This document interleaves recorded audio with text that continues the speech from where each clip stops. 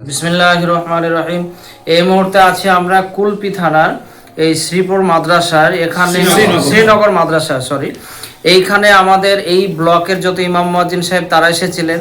এখানে আমরা রাজ্য থেকে আমাদের রাজ্য সভাপতি এবং জেলা ইমাম জিয়াউল হক লস্কর সাহেব, আমাদের রাজ্য চেয়ারম্যান সাব্বির আলী ওয়ারসি সাহেব, আমি সাধারণ সম্পাদক, এই জেলা সম্পাদক সহ পুরো রাজ্যের টিম এসে আমাদের উদ্দেশ্য হচ্ছে যে আগামী 20 তারিখে অর্থাৎ 20 ডিসেম্বর 2025 শনিবার বেলা 12টার সময়তে জমায়েত হবে হচ্ছে রামলীলা ময়দান, কলকাতা শিয়ালদার পাশে, সেখানে মৌলালী রামলীলা ময়দানে জমায়েত হয়ে আমাদের র্যালি বা মিছিল শুরু হবে, SN ব্যানার্জি হয়ে শেষ হবে ধর্মতলা রানী রাসমণি রোডে। সেখানে বক্তব্য হবে, মুখ্যমন্ত্রীর কাছে ডেপুটেশন দিতে যাওয়া হবে।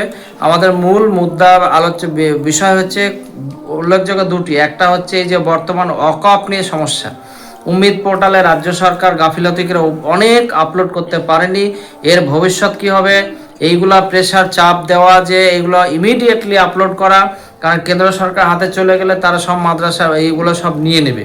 তার জন্য আমাদের এই মুসলিম সমাজকে জাগরণের জন্য এবং সরকারকে চাপ দেওয়ার জন্য আমরা ওখানে 3টে ব্লক মিলে আজকে প্রথমে পাথর প্রতিমা, তারপরে আমরা কাকদ্বীপ, তারপরে এখানে কুলপি, এই 3টে ব্লকে আজকে আমাদের 3টে কর্মসূচি।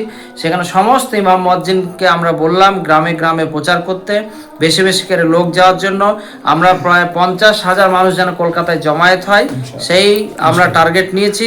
এবং ইমাম মুয়াজ্জিনদের ভাতা দীর্ঘদিন বাড়েনি সমাজের, সেটা হচ্ছে 20 তারিখে, আগামী 20 তারিখে অর্থাৎ 20 ডিসেম্বর 2025 শনিবার পড়ছে, অর্থাৎ 20 ডিসেম্বর শনিবার। সবাই বেশি বেশি করে যাবেন, প্রত্যেকটা মসজিদ থেকে গাড়ি করবেন, মুসল্লিদের বোঝাবেন আল্লাহর সম্পত্তি রক্ষা করা, এটা মুসলমানদের সম্পত্তি রক্ষার যেমন ইমাম মুয়াজ্জিনদের হয়ে তাদের ভাতা বৃদ্ধিরও দাবি হবে। সেখানে সব ধর্মের প্রতিনিধিরাও থাকবে। গণতান্ত্রিক নিয়ম মেনে আমরা প্রশাসনিক অনুমতি নিয়ে আমরা এই সভা মিছিল আমরা করব। সবাইকে আসার জন্য অনুরোধ করছি। আচ্ছা, আমাদের বিশেষ অতিথি সাব্বির ভাই কিছু বলেন। सबसे अपील है, इल्तिजा है, गुजारिश है कि आप लोग 20 तारीख को वहाँ पर आएँ और ये वक्फ की जो प्रॉपर्टी है अल्लाह की ज़मीन की हिफाजत के लिए आंदोलन करें, वहाँ पर खड़े हों शाना बाशाना। और साथ ही साथ हमारे इमाम भाई मुअज्जिन हजरात का जो इमाम भाता का जो हुकूक है वो इंशाअल्लाह उस दिन हम लोग डेपुटेशन देंगे, बाकायदा नबाना में जाके इंशाअल्लाह हम लोग उसके लिए जो है बात करेंगे ইনশাআল্লাহ। আমাদের জেলা সেক্রেটারি কিছু বলেন। আমাদের জেলার প্রত্যেকটা ব্লক থেকে, প্রত্যেকটা মসজিদ থেকে শত শত হাজার হাজার মানুষ ওখানে জড়ো করতে হবে। এটা আমাদের বাঁচার লড়াই, ওয়াকফ সম্পত্তি বাঁচানোর লড়াই। এই লড়াই আমাদের জেলার প্রত্যেকটা ইমাম মুয়াজ্জিন সহ প্রত্যেকটা মুমিন মুসলমানও অংশগ্রহণ করার জন্য আহ্বান করছি। ঠিক আছে, আমাদের জেলার যিনি ইমাম আছেন আপনি কিছু বলেন। বিসমিল্লাহির রহমানির রহিম। হ্যাঁ, আজকের দীর্ঘ 15 দিন যাবৎ আমরা প্রত্যেকটা ব্লকে ব্লকে গিয়ে আমরা সাড়া দিচ্ছি। আমাদের এই যে ওয়াকফ বিল যেটা পাশ করেছে তার ক্ষতি আজকের বুঝতে পারছি, যেটা আইনে পরিণত হয়েছে, যে আজকের আপলোড করার কথা যেটা উম্মিদ পোর্টালে বলেছে, সম্ভব না। এটা কি করে সম্ভব? মাত্র এই 10 দিন।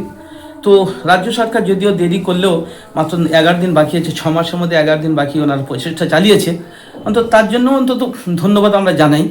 তো 8160টার মধ্যে মাত্র ওই 3000 মতো আর কি আপলোড করা গেছে। বাকিটা কি হবে এদের ভবিষ্যৎ? তার জন্য আমরা গণতান্ত্রিক পদ্ধতিতে সমগ্র ইমাম সংঘ, আমাদের সমগ্র ইমামদেরকে নিয়ে অল বেঙ্গল ইমাম মুয়াজ্জিন অ্যাসোসিয়েশন অ্যান্ড চ্যারিটেবল ট্রাস্টের নেতৃত্বে আমরা এই আন্দোলন শুরু করেছি। আগামী আপনার 20 ডিসেম্বর, যেটা আমাদের জেনারেল সেক্রেটারি বলছিলেন, মাওলালীর ওই রামলীলা ময়দান থেকে রানী রাসমণি অ্যাভিনিউ, ওখানে আমরা যাব, ওখানে বক্তব্য দিয়ে তারপর সরকারকে আমরা ডেপুটেশন দেবো, দিয়ে আমরা তারপর ঘরে চলে আসবো।